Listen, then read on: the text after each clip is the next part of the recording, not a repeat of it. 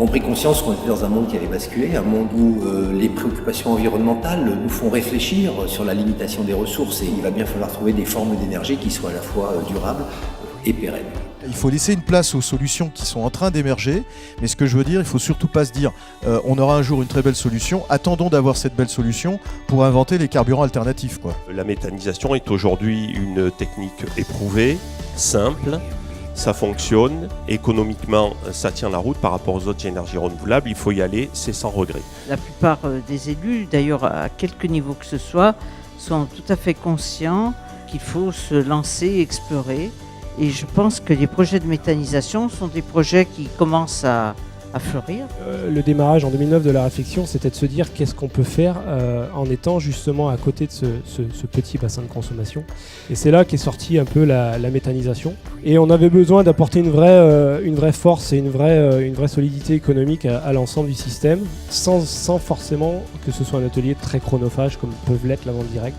Finalement, il y a pas mal d'agriculteurs qui utilisent la méthanisation et c'est souvent une des motivations importantes aussi pour arriver à une autonomie en fait en termes de fertilisants, éviter l'utilisation d'engrais et faciliter derrière les conversions en bio. Pour nous d'abord la méthanisation, le biogaz c'est l'avenir. Alors l'ADEME a réalisé une étude et cette étude montre qu'en fait à l'horizon 2050 nous aurons 11 000 emplois en plus.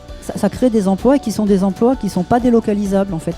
Et toute cette mouvance autour de ces énergies et de la biomasse, faut bien aussi les prendre en compte avec ça. Un mix énergétique 100% renouvelable, quel que soit l'horizon de temps, puisque vous ne fixez pas d'horizon de temps, c'est un slogan mobilisateur.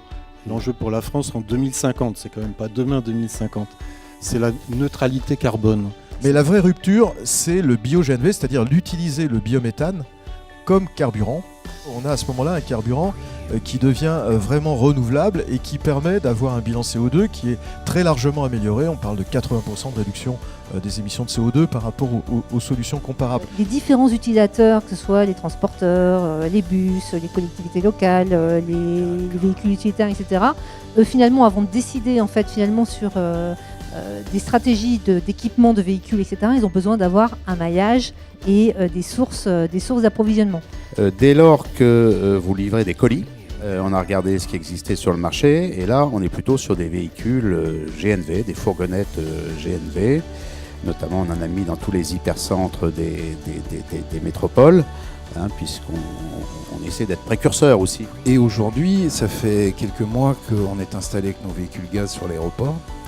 Très sincèrement, on va de bonne surprise en bonne surprise. Mais pour ça, il faut être à un endroit quand même qui soit pas très loin d'une station d'approvisionnement. Et là encore, je voudrais citer l'étude de l'ADEME qui nous dit que d'ici 2050, il est possible que 100% du gaz soit renouvelable. La substitution du gaz naturel vers du gaz vert permet de réduire jusqu'à 80% donc les émissions de gaz à effet de serre.